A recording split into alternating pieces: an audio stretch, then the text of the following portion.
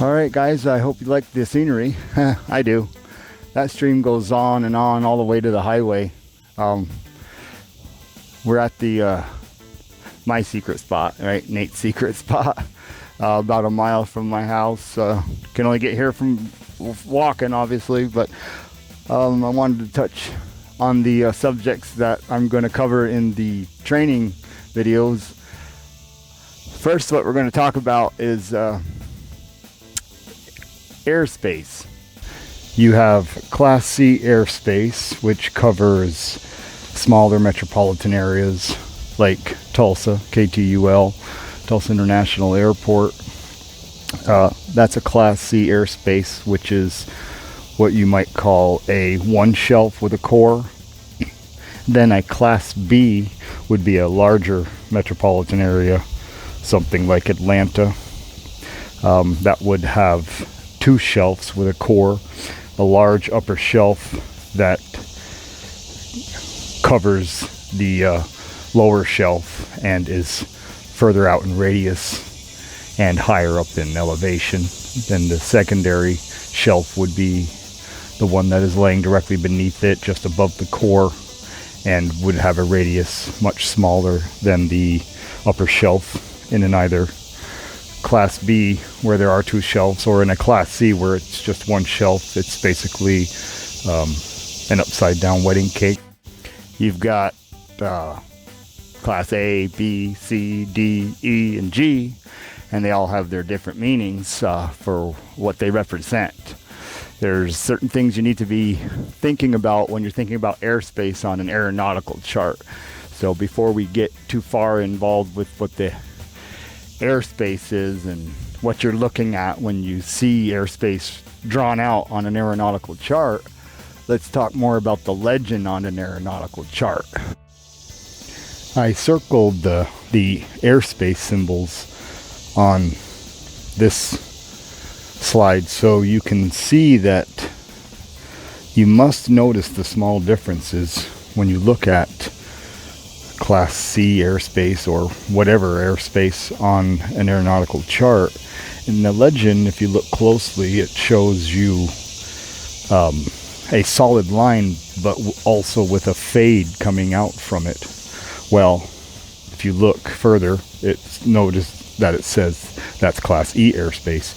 But if you look at the symbol that shows you Class C airspace as a solid red line, if you don't pay close attention when you're reading that, you could confuse the two and be flying where you shouldn't be. An aeronautical chart legend, though, is telling you descriptive things about what you're looking at. So if you see a red solid line and then fading, well, that tells you something. CTAF, Common Traffic Advisory Frequency, is extremely important on the CFR 14 Part 107 test, because if I remember correctly, when I took the test, there had to have been a dozen questions, between 10 and 15, that were the same thing over and over. Pay very close attention to this slide, because it is probably between 15 and 25% of your test. They ask you over and over again, which frequency should you monitor? Which frequency should you check? Which frequency should you know in case of an emergency?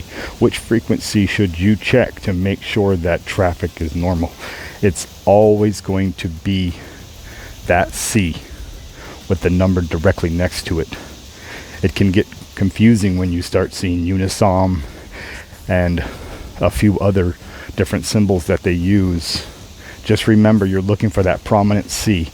Most of the time it's always highlighted in blue with the C in white, but sometimes it can be not highlighted and just be a C. Just remember, always look for that C when answering those questions. Many of these slides that I'm going through with you show you very specific symbols, such as how Class C airspace is mapped out between airspaces, its height, the elevation, it's spread between. There's many things that you can determine on the legend. All you have to do is look through the symbols. When you find a symbol on the chart, find the symbol on the legend.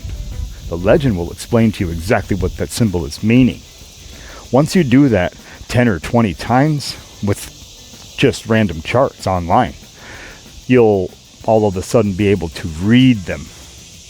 Once you get the CTAF and the towers and the airspace meanings behind the fade and the solid and the restricted and the prohibited, this slide is important for miscellaneous symbols and objects, or however it may be depicted on the legend that you're reading. It's critical that you know what's going on around you when there are specialty activities and whatnot, such as paragliding. I think one of them is ultralight gliders, parachuting. That is a definite important one. This next slide, just like all the others, is extremely important because there are many questions on the test about towers, tower clusters, the tower height, the tower elevation above mean sea level, and the tower elevation above ground level. You operate with AGL, above ground level. I'm in the middle of nowhere. Anyway, so just use this time right now that I'm talking to you to get the spark going with what you need to learn.